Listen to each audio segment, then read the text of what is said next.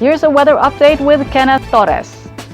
Residents in Metro Cebu will experience a cloudy weather with scattered rains and strong winds next week, said the Philippine Atmospheric, Geophysical and Astronomical Services Administration or PAG-ASA. Angelica Orongan, weather specialist of PAG-ASA Visayas, said Typhoon Kamori, which will be named Tisoy once it enters the Philippine area of responsibility this weekend, could affect parts of northern Cebu. The Weather Bureau said the typhoon is expected to enter PAR on Saturday evening or Sunday morning, but it would not directly affect Cebu. Orongan said there is a possibility that they will issue a wind signal in northern part of Cebu once the storm radius reaches 300 to 400 kilometers. As of 3 o'clock this afternoon, Typhoon Kamori was spotted at 1,470 kilometers east of southern Luzon. PAG-ASA said Kamori is expected to make landfall in Bicol region.